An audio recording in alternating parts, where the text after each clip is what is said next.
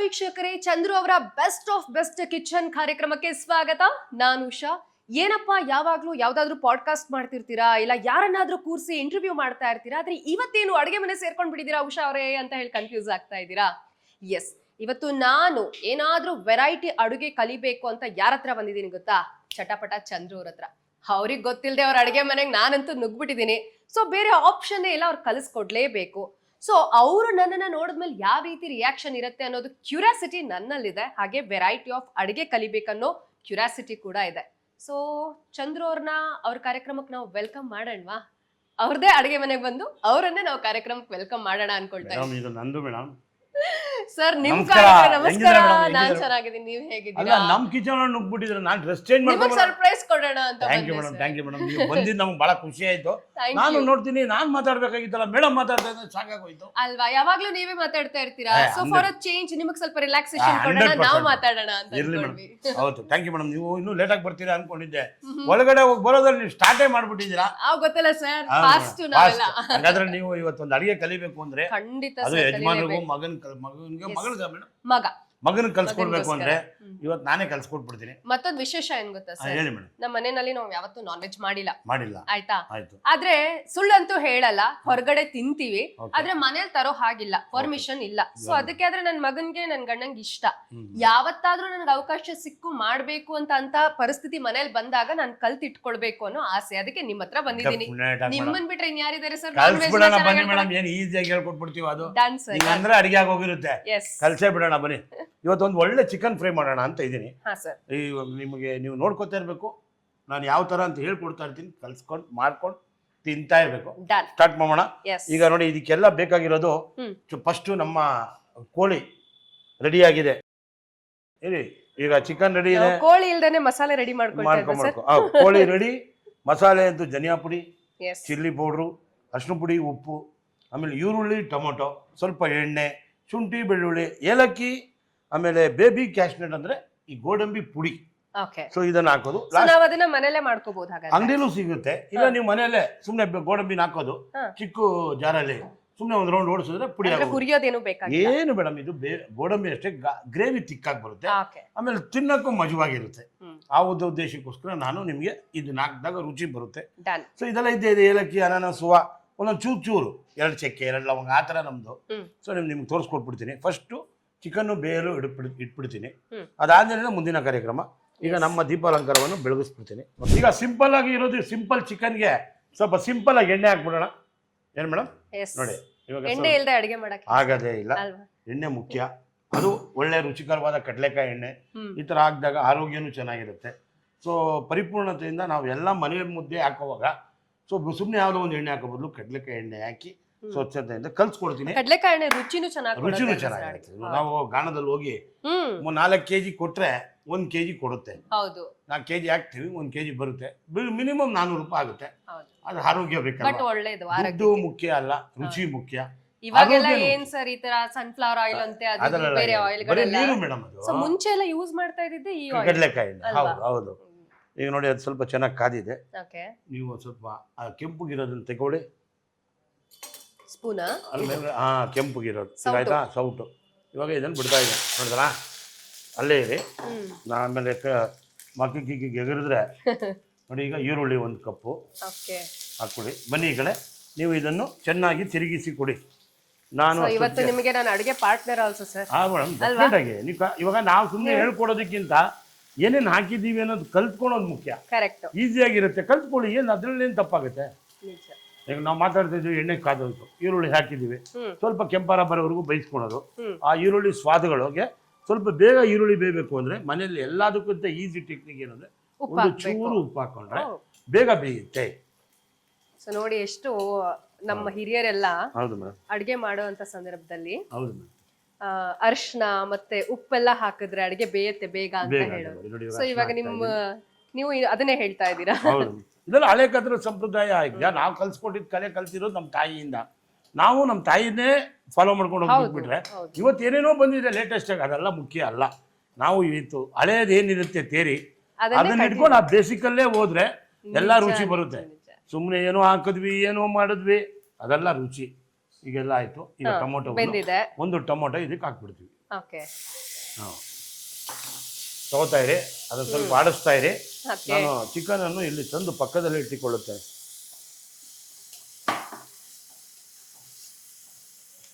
So ಅಳತೆ ಎಲ್ಲ ಹಂಗೇನು ಇಲ್ಲ, ಇಷ್ಟಿಷ್ಟು ಅಳತೆ ಅಂತ ಸ್ವಲ್ಪ ಹಾಕ್ಬೇಕಾ? ಈಗ ಒಂದು ಅರ್ಧ ಈರುಳ್ಳಿ. ಕೆಲವರು ಪಾಪ ಎಷ್ಟು ಅಳತೆ ಇಟ್ಕೊಂಡ್ ಮಾಡಿದ್ರು ಅಡಿಗೆ ರುಚಿ ಬರಲ್ಲ ಅಂತಾರೆ, ಕೆಲವರು ಸುಮ್ನೆ ಹಾಕ್ತಾರೆ ಸರ್. ಕೈ ಕೈ ಗುಣ ಅಂತ ಅಲ್ವಾ? ಕೈ ರುಚಿ ಅವ್ರವ್ರ ಕೈಗಳಲ್ಲಿ ಎಲ್ಲರಿಗೂ ಬರಲ್ಲ ಮೇಡಮ್. ಎಲ್ಲಾ ಕಲೆನು ಈಗ ನೀವು ಮಾತಾಡ್ದಂಗೆ ನಾವು ಮಾತಾಡಕ್ ಬರಲ್ಲ ಅಲ್ಲ. ನೀವ್ ಹೇಳುವ ಆ ರೀತಿಗಳು ನಿಯಮಗಳು ನಮಗ್ ನಿಜವಾಗ್ಲೂ ಬರಲ್ಲ. ನಾವೆಲ್ಲೋ ಒಂದು ಚಟಾಪಟ ಅಂತ ಅಂದ್ವಿ. ನಾವೆಲ್ಲ ಹೇಗೆ ಅಂದ್ರೆ ಅಳತೆ ತಗೊಂಡ್ ಮಾಡ್ತೀವಿ, ಅಮ್ಮಂದ್ರೆಲ್ಲ ಹೇಗೆ ಅಂದ್ರೆ ಕೈ ಹೇಳ್ತೇನೆ ಮೇಡಮ್. 2 ಲವಂಗ, 1 ಕೆಜಿಗೆ 2 ಚಕ್ಕೆ, ಚಕ್ಕೆ, ಕಣ್ಣಲ್ಲೇ ಅಳದ್ ಬಿಡ್ತಾರೆ. ನೋಡಿ ಇವಾಗ ಟೊಮೊಟೊ ಆಯ್ತು, ಈರುಳ್ಳಿ ಆಯ್ತು, ಕರಿಬೇವು ಎಲ್ಲ ಬೆಂದಿದೆ. ಓಕೆ ಈಗ ಇದಕ್ಕೆ ಸ್ವಲ್ಪ ಚಿಕನ್ ಹಾಕ್ಬಿಟ್ಟು ಇವು ಈಗ ಬನ್ನಿ ನಾನು ಅದನ್ನ ತಿರುಗಿಸ್ತೀನಿ ಸರ್. ಹೇಳಿ ಮೇಡಮ್. ಈಗ ಆಲ್ರೆಡಿ ನಾವು ಆನಿಯನ್, ಟೊಮ್ಯಾಟೊ ಎಲ್ಲ ಹಾಕಿದ್ವಲ್ಲ, ಕರಿಬೇವು ಹಾಕಿದೀವಿ, ಎಣ್ಣೆ ಹಾಕಿದೀವಿ. ಏನೇನ್ ಐಟಮ್ ಆಕ್ಚುಲಿ ಬೇಕಾಗಿರೋದೆಲ್ಲ ಇದಕ್ಕೆ ಮೇಡಮ್. ಈಗ ಇದಕ್ಕೆ ಚಕ್ಕೆ, ಲವಂಗ, ತೆಂಗಿನಕಾಯಿ, ಸ್ವಲ್ಪ ಬೇಬಿ ಕ್ಯಾಶ್ನೆಟ್, ಸ್ವಲ್ಪ ಕೊತ್ತಂಬರಿ ಹಾಕೊಂಡು ಮಿಕ್ಸಿ ಜಾರಲ್ಲಿ ಅಂತ ರುಬ್ಕೋತೀವಿ. ಇಲ್ಲಿ ಧನಿಯಾ ಪುಡಿ, ಚಿಲ್ಲಿ ಪೌಡರ್ ಇಟ್ಕೊಂಡಿದೀನಿ. ಇವಾಗ ಇದು ಅಳತೆ ಕರೆಕ್ಟ್ ಆಗಿ ಒಂದು 2 ಸ್ಪೂನ್ ಚಿಲ್ಲಿ ಪೌಡರ್ ಹಾಕ್ಬೇಕು, 1.5 ಸ್ಪೂನ್ ಧನಿಯಾ ಪುಡಿ ಹಾಕ್ಬೇಕು. ಇದನ್ನ ಸ್ವಲ್ಪ ನೀರಲ್ಲಿ ಹಾಕೊಂಡು ಕಲಿಸ್ಬೇಕು. ಈ ನೀರು ಯಾವಾಗ ಇಮ್ರಕ್ಕೆ ಸ್ಟಾರ್ಟ್ ಆಗುತ್ತೆ ಆವಾಗ ನಾವು ಇದನ್ನ ಈ ಚಿಲ್ಲಿ ಪೌಡರ್, ಧನಿಯಾ ಪುಡಿ ಹಾಕ್ಬೇಕು. ಫಸ್ಟೇ ಹಾಕ್ಬಿಟ್ರೆ ಕೈ ಬಂದ್ಬಿಡುತ್ತೆ. ಒಂದೊಂದಕ್ಕೆ ಒಂದೊಂದು ಮೆಥಡ್ ಇರುತ್ತೆ. ಫ್ರೈಗೆ ಯಾವ ತರ ಮಾಡಬೇಕು, ಡ್ರೈಗೆ ಯಾವ ತರ ಮಾಡಬೇಕು ಅನ್ನೋದು. ಈಗ ನಾವು ಮಾಡ್ತಾ ಇರೋದು ಫ್ರೈಗೆ ಏನ್ ಬೇಕು ಆ ಒಂದು ವಿಧಾನದಲ್ಲಿ ಮಾಡ್ತಾ ಇದೀವಿ. ಓಕೆ, ಈಗ ಅದನ್ನ ಸ್ವಲ್ಪ ಬಿಡಿ, ಬೇಯುತ್ತೆ. ಸೊ ಅಷ್ಟೊತ್ತಿಗೆ ನಾವು ಇದು ಬೇಯೋದ್ರೊಳಗಡೆ ನೋಡಿ ಈಗ ಇದನ್ನ ಪಕ್ಕಕ್ಕೆ ಇಟ್ಕೋತೀನಿ. 2 ಸ್ಪೂನು ಇದು ಬ್ಯಾಡಗೆ ಮೆಣಸಿನ್ಕಾಯಿ ಕಲ್ಲರ್ಗೋಸ್ಕರ, ಆಯ್ತಾ? 2.5 ಆಯ್ತಾ? ಇದು ಧನಿಯಾ ಪುಡಿ 3 ಸ್ಪೂನ್, 1 2 3 ಆಯ್ತಾ? ಇದನ್ನ ಇಟ್ಬಿಡೋದು. ಆ ನೀರೆಲ್ಲ ಬಿಟ್ಕೋತಾ ಇರಲಿ. ಇದಕ್ಕೆ ಒಂದು ಸ್ವಲ್ಪ ನೀರು ಹಾಕೊಂಡು ಗಟ್ಟಿ ಕಲ್ಸ್ಕೊತೀವಿ. ಪೇಸ್ಟ್ ಅಷ್ಟೇ. ಇದ್ರಲ್ಲೇ ಪೌಡರ್ ಅಲ್ವಾ, ನೋಡಿ ಈ ತರ ಮಾಡ್ಕೊಂಡು ಈ ತರ ಇಟ್ಕೊಂಡ್ಬಿಡೋದು. So chilli powder, Byadgi chilli powder ಮತ್ತೆ ಧನಿಯಾ ಪುಡಿ ಮಾತ್ರ ಎಲ್ಲ ನಾವು ಮನೆಯಲ್ಲೇ ಪೌಡರ್ ಮಾಡ್ಕೋತೀವಿ. ನೀಟಾಗಿ ಬಾಣಲೆಯಲ್ಲಿ ಹುರ್ಕೋತೀವಿ. ಹುರಿದ್ಬಿಟ್ಟು ನಾವೇ ಮಿಕ್ಸಿ ಜಾರಲ್ಲಿ ಅಂದ್ಬಿಡ್ತೀವಿ, ಮುಗಿದೋಗುತ್ತೆ. ಇನ್ನೊಂದು ಚೂರು ನೀರು ಹಾಕಿಲ್ಲ, ಆಯ್ತಾ? ಬಿಡಿ, ಇದು ರೆಡಿ ಆಗುತ್ತೆ. ಈಗ ಅದು ಇದು ಬೇಯ್ತಾ ಇರುತ್ತೆ. ನಾನು ಸ್ವಲ್ಪ ತಿರುಗಿಸ್ಕೊಟ್ಬಿಡ್ತೀನಿ. ಈಗ ನಮ್ಮ ಮನೆಯಲ್ಲೇ, ಈಗ ನಿಮ್ಮ ಮನೇಲಿ ನಿಮ್ಗೆ ಗೊತ್ತು ಯಾವ ಟೆಕ್ನಿಕಲ್ಲಿ ಮಾಡ್ಬೋದು ಅಂತ. ಈಗ ನಾವು ಒಂದು ಸ್ವಲ್ಪ ಈ ಥರ ಕರೆಕ್ಟಾಗಿ ಬೇಯಿಸ್ಕೊಂಡು ಇಟ್ಕೊಂಡ್ಬಿಟ್ರೆ, ಅಣ್ಣ ಇದು ಮುಚ್ಚಕ್ಕೆ ಒಂದು ಮುಚ್ಲಾಕೋಣ. ಸರ್, ಈಗ ಈ ಎಲ್ಲ ಉಪ್ಪೆಲ್ಲ ಹೇಳ್ತಾರಲ್ಲ, ಹಿಮಾಲಯನ್ ಸಾಲ್ಟ್ ಬಳಸ್ಬೇಕು, ಅದ್ ಬಳಸ್ಬೇಕು ಅಂತ, ಅದಕ್ಕೆ ಏನಂತೀರಾ ಸರ್? ನೀವು ಇಷ್ಟು ವರ್ಷದಿಂದ ಅಡಿಗೆ ಮಾಡ್ತಾ ಇದ್ದೀರಲ್ಲ. ಹಳೆ ಕಾಲದಲ್ಲಿ ಇತ್ತ ಅದಲ್ಲ? ಇಲ್ಲ, ಹಳೆ ಕಾಲದಲ್ಲಿ ಇತ್ತ? ಇಲ್ಲ, ಈಗೆಲ್ಲ ಕಮರ್ಷಿಯಲ್ ಮೇಡಮ್. ಬಟ್ ಹಳೆ ಕಾಲದಲ್ಲಿ ಆರೋಗ್ಯ ಸಮಸ್ಯೆಗಳು ಜಾಸ್ತಿ ಇರ್ಲಿಲ್ಲ. ಈಗ ನೋಡಿ ಯಾವುದು ಕಷ್ಟಪಡಂಗಿಲ್ಲ, ಎಲ್ಲ ಈಸಿ. ಈಗ ಮಿಕ್ಸಿ ಮುಂಚೆ ಕೈಯಲ್ಲಿ ಹಿಂಗ್ ಅಂತ ಇದ್ರು, ಹಿಂಗ್ ರುಬ್ತಾ ಇದ್ರು. ಅದ್ರ ರುಚಿನೂ ಇರ್ತಾ ಇತ್ತು, ಶುಚಿನೂ ಬರ್ತಾ ಇತ್ತು. ಈಗ ಏನಾಗ್ಬಿಟ್ಟಿದೆ, ಮಿಕ್ಸಿ ಬಂದ್ಬಿಟ್ಟಿದೆ, ಎಲ್ಲ ಈಸಿ ಆಗ್ಬಿಟ್ಟಿರೋದ್ರಿಂದ ಆರೋಗ್ಯ ಅದಲ್ಲ. ವಾಕಿಂಗ್ ಮಾಡಿ, ಚೆನ್ನಾಗಿ ಓಡಾಡಿ, ಮನೆಯಲ್ಲೂ ಹಳೆ ಮೆಟೀರಿಯಲ್ ಎಲ್ಲ ಸಿಗ್ತಾ ಇದೆ, ತಂದು ರುಬ್ಬಿ, ಯಾವ ಕಾಯಿಲೆಗಳು ಬರಲ್ಲ. ಸಮಯ ಇರೋದಿಲ್ಲ, ಕ್ವಿಕ್ ಆಗಬೇಕು ಅಂದ್ರೆ ಆರೋಗ್ಯ ಇರಬಾರ್ದು ಅಷ್ಟೇ. ನೋಡಿ ಹಿಂಗ ಆಗ್ತಾ ಇರ್ತೀವಿ, ಹಿಂಗ್ ತಿರುಗಿಸ್ಕೊಡ್ತಾ ಇದ್ರೆ ಅದರಲ್ಲೇ ನೀರು ಬಿಡ್ಕೊಳ್ಳುತ್ತೆ. ಈಗ ಇದಕ್ಕೆ ನೋಡಿ ನಾನು ತೋರಿಸ್ತೀನಿ, ನೀವು ಶಾಕ್ ಆಗಿ ಹೋಗ್ತೀರಾ. ಈಗ ಅದು 3/4 kg ಇದೆ. ನೋಡಿ ಇದೆ ಎಷ್ಟು ಲವಂಗ, 3 ಬಿಟ್ಟೆ. ನೋಡಿ ಇದೆಷ್ಟು ಹೇಳಿ? ಅದು ಒಂಥರ ಒಂದು ಮೂಲೆ ಲೆಕ್ಕ 3 ಆಯ್ತಾ? ಇದು ಒಂದು ಅರ್ಧ ಅನಾನಸ್ ಹೂವು, ಸ್ಮೆಲ್ ಬರೋಕ್ಕೆ. ಗರಂ ಮಸಾಲೆ ಹಾಕ್ತೀವಿ, ರೆಡಿಮೇಡು. 2 ಏಲಕ್ಕಿ ಆಯ್ತಾ? ಇದೊಂಚೂರು ಬೇಬಿ ಕ್ಯಾಶ್ನೆಟ್ಟು, 1-2 ಸ್ಪೂನೇ ಲೆಕ್ಕ ಇಟ್ಕೊಳ್ಳಿ. ಸಾರು ಗಟ್ಟಿ ಬರುತ್ತೆ ಅಷ್ಟೇ. ಇದಾಯ್ತಾ?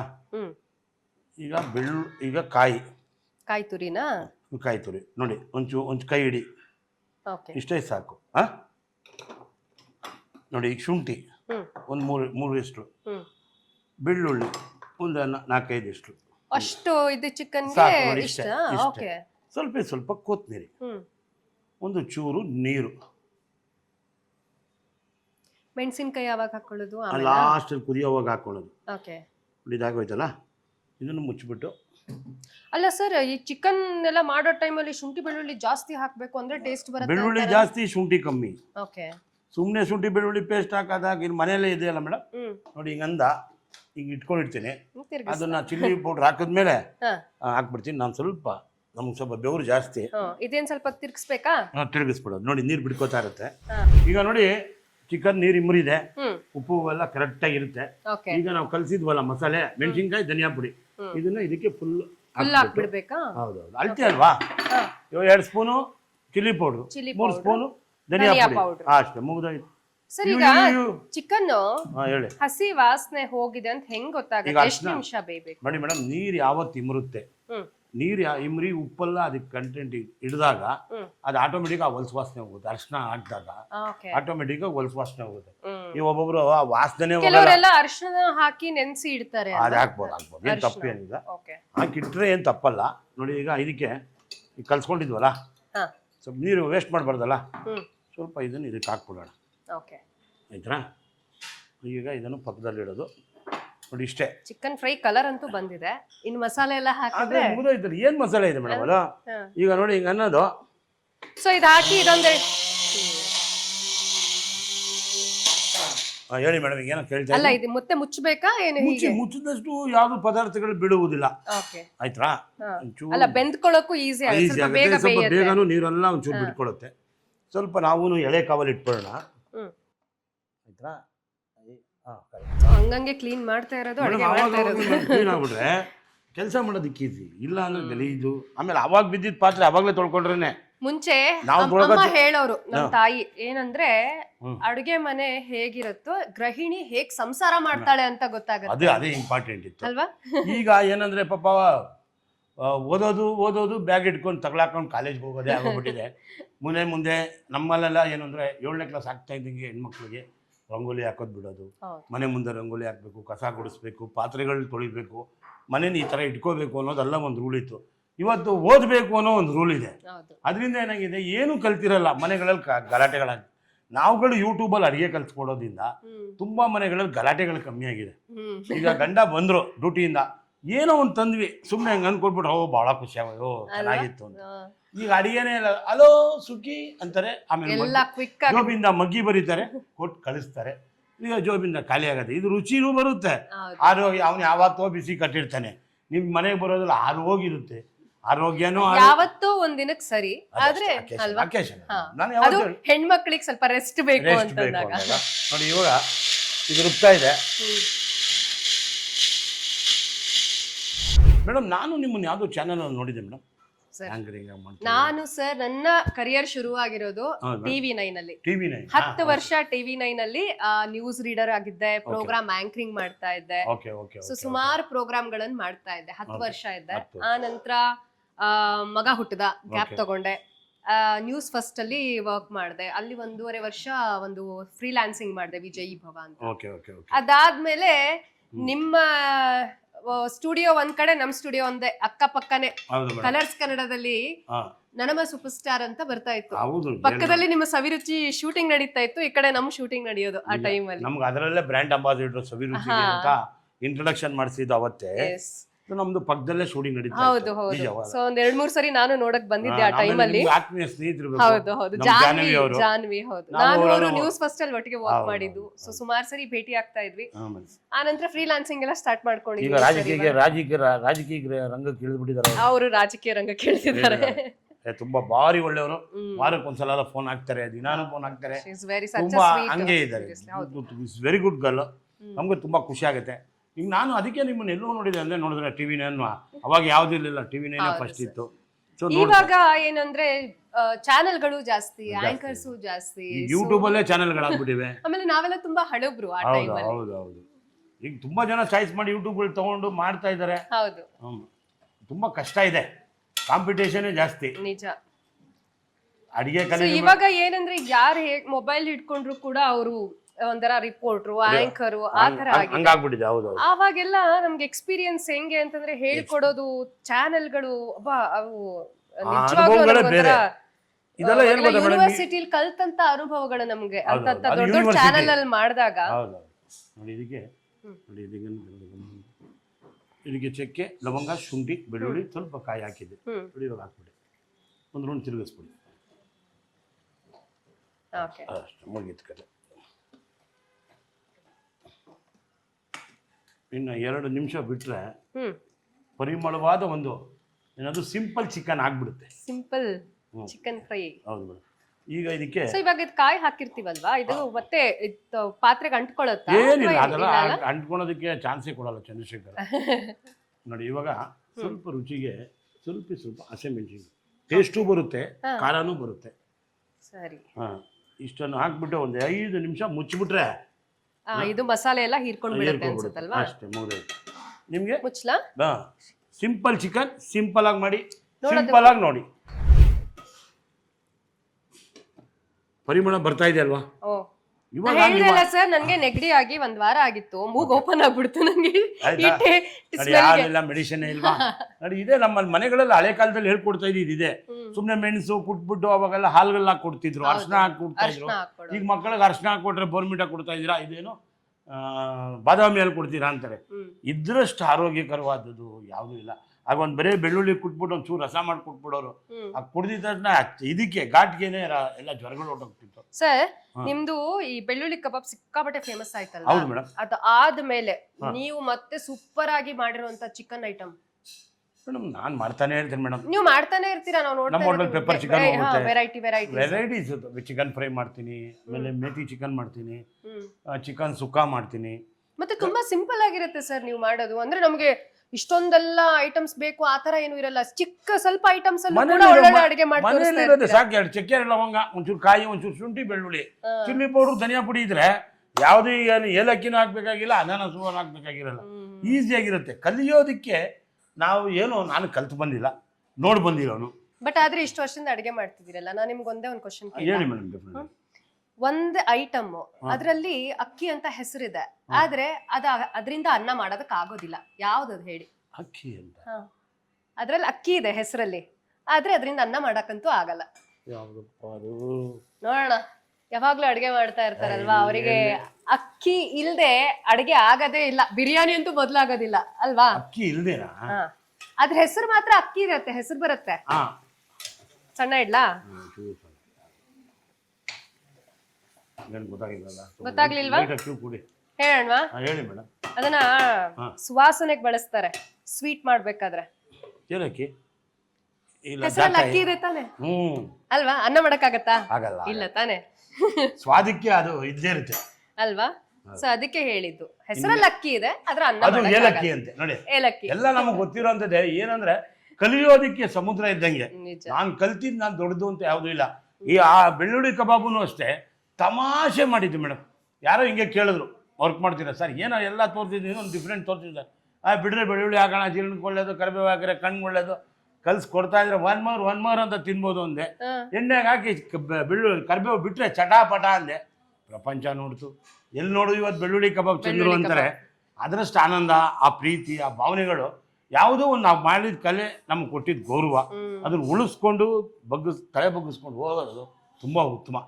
ಇವತ್ತು ನಮ್ಗೆ ಏನೇನೋ ಸಿಕ್ಕಿದೆ, ಯಾವುದೋ ಆಪರ್ಚುನಿಟಿ, ಹಳೇದನ್ನೇ ಯಾವತ್ತೂ ನಾವು ಮೆಲ್ಕಾಕ್ಬೇಕು. ಹೊಸದನ್ನ ಬಂದಾಗ ತಗೋಬೇಕು, ಹಳೇದನ್ನ ನಾವು ಹಳೆ ರೀತಿಲಿ ಬದುಕ್ಬೇಕು. ಇನ್ನೊಂದು 2 ನಿಮಿಷದಲ್ಲಿ ಆಗೋಗುತ್ತೆ. ಸೊ ಏನಂದ್ರೆ ಈಗ ಸೋಷಿಯಲ್ ಮೀಡಿಯಾ ಬಂದ್ಬಿಟ್ಟು ಬೇಗ ಹಂಗೆ ಫೇಮ್ ಸಿಗತ್ತೆ, ಅಷ್ಟೇ ಫ್ರೇಮ್ ಕಳೆಯುತ್ತೆ. ನಿಜ. ತಾಳಿನವನು ಬಾಳಿ ಅಷ್ಟು ತುಂಬಾ ನಾವು ಬಂದ್ಬಿಟ್ಟಿದ್ದೀವಿ. ನಮ್ದು 1 ಲಕ್ಷ ಓಡ್ಬಿಟ್ಟಿದೆ, 10 ಲಕ್ಷ ಓಡ್ಬಿಟ್ಟಿದೆ. ಅದೆಲ್ಲ ಯಾವುದೂ ಇಲ್ಲ ಮೇಡಮ್. ನಾನು 3 ವರ್ಷ ಆಯ್ತು ಬೆಳ್ಳುಳ್ಳಿ ಕಬಾಬ್ ಬಂದು, ಇನ್ನೂ ಹಂಗೆ ಓಡ್ತಾ ಇದೆ. ಬಿಟ್ರೆ ಎಲ್ಲಿ ನೋಡು ಗುರುತಿಸ್ತಾರೆ. ನಾವ್ ಎಲ್ಲೇ ಸಿಕ್ಕಿದ್ರು ಮಾತಾಡಿಸ್ತೀವಿ, ಅವ್ರ ಫೋಟೋಸ್ ಕೇಳ್ತಾರೆ, ಕೊಡ್ತೀವಿ, ಭಾವನೆಗಳನ್ನ ಮಾತಾಡ್ತೀವಿ. ಹೆಣ್ಮಕ್ಳೇ ನಮ್ಗೆ ಫ್ಯಾನ್ಸು, ಮನೆಗಳವ್ರು ದೊಡ್ಡವರೇ ತುಂಬಾ ಫ್ಯಾನ್ಸು. ನಾವು ನೀವಂತೂ ಯಾವತ್ತೂ ಅನ್ಕೊಂಡಿರ್ಲಿಲ್ಲ ಅನ್ಸತ್ತೆ ಅಲ್ವಾ ಈ ತರ ಸೋಷಿಯಲ್ ಮೀಡಿಯಾದಲ್ಲಿ ಟ್ರೆಂಡ್ ಆಗಿರ್ಬೋದು, ಅಥವಾ ಚಾನೆಲ್ಗಳು ಕರೆಯೋದಾಗಿರ್ಬೋದು. ಟು ಬಿ ಫ್ರಾಂಕ್ ನಾನು ಹೇಳ್ತೀನಿ, ಅನ್ನ ಇಟ್ಕೊಂಡು ಹೇಳ್ತೀನಿ, ನನಗೆ ಮುಂಚೆ ಯೂಟ್ಯೂಬ್ ಅಂದ್ರೆ ಅಲರ್ಜಿ. ನನಗೆ ಕೆಲಸ ಇದೆ ಸರ್, ಆಗಲ್ಲ. ಮುಳ್ಳಿಯವ್ರು ಕರಿತಾ ಇದ್ರು, ಒಗ್ಗರಣೆ ಡಬ್ಬಿ ಸವಿರುಚಿಗಲ್ಲ ಸರ್, ನಮ್ದಿರೋ ಚಿಕ್ಕ ಸಂಸ್ಥೆ ಸರ್, ಸಾಕು ಸರ್, ನಮ್ಗೆ ಏನು ಬೇಡ ಸರ್. ಸುಮ್ಮನೆ ಆಮೇಲೆ ಬರೋದು, ಅವ್ರೇನೋ ಒಂದು ಇಮೇಜ್ ಇಟ್ಕೊಂಡ್ ಬರ್ತಾರೆ, ನಾಳೆ ಎಲ್ಲೋ ಒಂದು ಹೆಸರು ಕೇಳುತ್ತೆ, ಬೇಡಿ ಸರ್. ನಮ್ಗೆ ಸಾಕಿದೊಂದು ಚಕ್ಕವಾಗಿ ತುಂಬಾ ಚೆನ್ನಾಗಿದೆ. ನಮ್ಮ 3 ಚಾನೆಲ್ಗಳ ಮಧ್ಯದಲ್ಲಿ ಇದ್ವಿ. ಒಂದು ಕಲರ್ಸ್, ಒಂದು BTV, ಹೌದು. ಒಂದು ಸುವರ್ಣ TV. ಹೇಗೆ ಅನಿಸ್ತು ನಿಮ್ಗೆ ಆ ಟೈಮಲ್ಲಿ? ನನಗೆ ನಾನು ಹೇಳ್ತೀನಲ್ಲ, ನನ್ನ ಕರೆದಾಗಲಿ ಅಲ್ಲ, ನಮ್ಮನೇಲೆ ಶೂಟ್ ಮಾಡಿದ್ದು. ನಮ್ಮ ಕೆರಡ ಹೋಟೆಲ್ ಶೂಟ್ ಮಾಡಿದಾಗ ನಾವು ಏನೇ ಬೇಡಿ ಸರ್ ಅಂತ ಇದ್ದೆ. ಏನೋ ಒಂದು ಅನ್ಎಕ್ಸ್ಪೆಕ್ಟೆಡ್ ಆಗಿ ಅದನ್ನು ಮಾಡಿದ್ರು. ಅವರೊಂದು 8-10 ಅಡುಗೆ ಮಾಡಿದ್ರು. 8-10 ಅಡುಗೆ ಮಾಡಿ ಅದರಲ್ಲಿ ಒಂದು 5-6 ಕ್ಲಿಕ್ಕೇ ಆಗೋಯ್ತು. ಯಾವುದು ಆ ರಸ, ಫಟಾಫಟ್ ರಸ, ಆಮೇಲೆ ಈಸಿ ಚಿಕನ್ನು, ಇವನ್ನೆಲ್ಲ ಅಲ್ಲಿ ಮಾಡಿದಾಗ ತುಂಬ ಚೆನ್ನಾಗಿ ಕ್ಲಿಕ್ ಆಯಿತು. ನಾವು ಎಲ್ಲೋ ಉತ್ತುಂಗಕ್ಕೆ ಬೆಳೆದ್ವಿ. ಬೆಳೆದಿದ್ದು ನನಗೆ ಗೊತ್ತಾಗಿಲ್ಲ ಅಂತೀನಲ್ಲ. ಈ ಕರಿಮಣಿ ಮಲ್ಲಿಕ ಮಾಡಿದ್ರು. ಸೊ ತುಂಬ ಕಡೆ ಅದು ಕಾಂಟ್ರವರ್ಸಿ ಕೂಡ ಆಯಿತು. ಸೊ ನಾನು ರಾಹುಲ ಅಂತೂ ಫುಲ್ ಫೇಮಸ್ ಆದ. ಆಮೇಲೆ ಎಲ್ಲಿ ಸಿಕ್ಕಿದ್ರು ಫೋಟೋಸ್ ನಡೀತಾ ಇತ್ತು, ಅದಾಗ್ತಿತ್ತು. ಕರಿಮಣಿ ಮಾಲೀಕ ಮಾಡಿದ್ಮೇಲೆ ಅದು ಆಲ್ವೇಲಿಗೆ ರೀಚ್ ಆಗುತ್ತೆ ಅಂತ ಎಕ್ಸ್ಪೆಕ್ಟ್ ಮಾಡಿಲ್ಲ. ತುಂಬ ಜನ ನಮ್ಮನ್ನು ತುಂಬ ಪ್ರೀತಿಯಿಂದ ನೋಡೋಕ್ಕಾದ್ರು. ಆಮೇಲೆ ಬರೀ ಚಾನಲ್ಗಳು ಲೈನಾಗಿ ಡೈಲಿ ಬೆಳಿಗ್ಗೆ ಇದ್ದರೆ 10 ಚಾನಲ್ಗಳು ಮರೆಯುತ್ತಾ ಇರ್ತಾಯಿತ್ತು. ತುಂಬ ಜನ ಮಾತಾಡ್ತಿರೋದು ನೋಡಿ ನಮ್ಮ ಕಣ್ಣಲ್ಲಿ, ನಾನು ಶ್ರೀಮತಿಯವ್ರಿಗೆ ಎಷ್ಟೋ ಸಲ ಹೇಳಿದ್ದೀನಿ, ಕಣ್ಣಲ್ಲಿ ನೀರು ಹಾಕೊಬಿಟ್ಟಿದ್ದೀನಿ.